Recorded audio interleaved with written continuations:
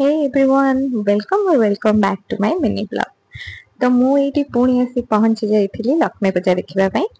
तो मु एटा आसीथिली केसरी टॉकीज पाखरे गोटे लक्ष्मी पूजा होतला सेटा देखिबा पई, जोठी कि डेकोरेशन देखिथिबे कि बहुत सुंदर हिची आ मां भी बहुत सुंदर देखा जाउतले।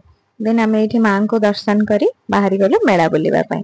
एठी मेला रे गोटे स्टॉल लागिथिबो जोटा कि आपण माने जानिथिबे, जोठी कि ई जो माउथ फ्रेशनर टाइप रो सब जिंस मिले, जेमति कि अनारदाना, आम पापड़ एभला किछि इमली। तो आमे एठी केते गुडा आइटम थिला, तो किछि किछि देखिलु आउ किछि भी सेठु किनि के आनिलु। से टेस्ट भी करबाको दउथिले, बहुत भला थिला। आमे नेके आसिलु। नेक्स्ट आसीगला मेन अट्रैक्शन माने मो पई।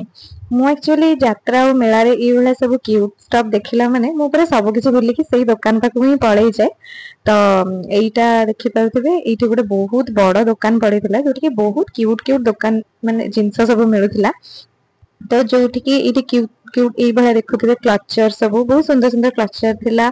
आउरी आउ एइटा भी होची गोटे ट्यूलिप क्लचर जोटा कि बहुत ट्रेंड रे चलची। तो मु एठी केते गुडा क्लचर सब देखुथिली आउ किछरा भी मु किनि के आनिली। देन से दुकान ने एबला सब cute pencil, rubber, school stationery item भी बहुत क्यूट क्यूट मिलुथिला। नेट एत सब किना किनी करला परे आमे पुणी आगो को जाइथिलु, जोटी बहुत सारा स्टेशनरी शॉप भी पड़िथिला। एंड गोटे जिंस मु देखिली, एटा गोटे शॉप थिला जोठी कि बहुत सुंदर सुंदर की चेन मिलुथिला आ पर्टिकुलरली एई वाला बार्बी डॉल मानकर की चेन मिलुथिला। तो सेठु मु आनिली। नेक्स्ट आसे मु पहुंचली इठी गोटे दुकान रे जोठी कि बहुत सुंदर सुंदर चूड़ी रो सेट मिलुथिला, किंतु सेठी मो साइज टा ही अवेलेबल नथिला। एठी देखि पारुथिबे मु गोटे चूड़ीटा पिंधिची, बहुत सुंदर लागुथिला, बट मो साइज रो नथिला।